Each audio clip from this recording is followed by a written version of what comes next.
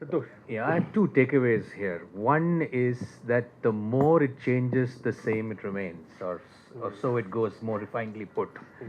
Both at the level of the Karnataka devolution and at the level of what the Finance Commission seemingly did now of increasing two states, my sense is that nothing has really changed. And Arvind will sort of expound on this later, much more from a state perspective. Look at the Ministry of Rural Development. PMGSY, what was 100% Government of India funded became 60-40. Now it's six. Yeah. Yeah. Also, something else happened. The amount of money the ministry was putting into PMGSY also went up marginally. So, what really happened? You gave more money to states via the increased devolution, but you forced them to spend it on your centrally sponsored schemes. Mm.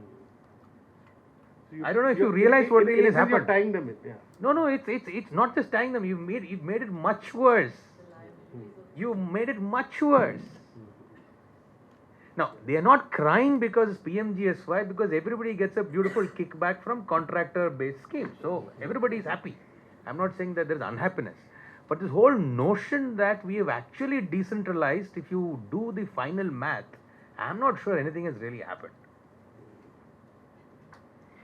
The second point that that I take away from this is actually that wonderful picture of Narayana Swami. Narayana Swami was his name, right? And we all clapped because he was a hero. But to me, he's a victim of our entire payment system. And I think Indiraji made this very important point that the consequence of our payment architecture in India is just not ruining, we need people like Narayana Swami to tell us what's happening, but it's also breaking the medium and small enterprises. It's breaking our banks. I run a scheme where I pay the private sector. I'm supposed to pay in a month. I sometimes pay after 2 years. Why? Constantly shifting goalposts. If somebody is supposed to do X, Y, and Z, and they report it, when we go to finance for the fund release, they'll ask A, B, and C. Not in one go, one after the other. So, by the time you produce the answer to B, A, the question B will come. Once you produce the answer to B, the question C will come. Now, why does this happen? According to me, at the root of all this is the way we actually fund government expenditure from center to state and state to below. More from center to state. And the consequence is not small. So while banks are getting hit and there's a payment crisis there, we are also unnecessarily borrowing over 1 lakh of crores every year. We're contributing to India's fiscal deficit to over 1 lakh of crores every year, purely from Venuji had said that the centrally sponsored scheme, it's broadly 3 lakh crores. And the typical architecture of that payment is 1.5 lakh is released to states in the beginning of the year, and you're told you spend that money, come back and take the rest.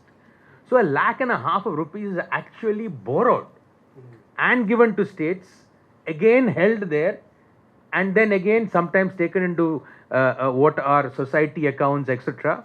But in Karnataka, I believe they've cleaned up a lot of it, and more cleaning up is happening.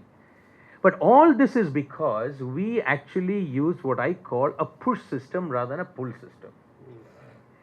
Today we have the IT muscle to be able to do what Arvind Subramaniam said using JAM and the other, within government JAM, which was part of the economic survey this time, is that we have the ability to do just-in-time financing.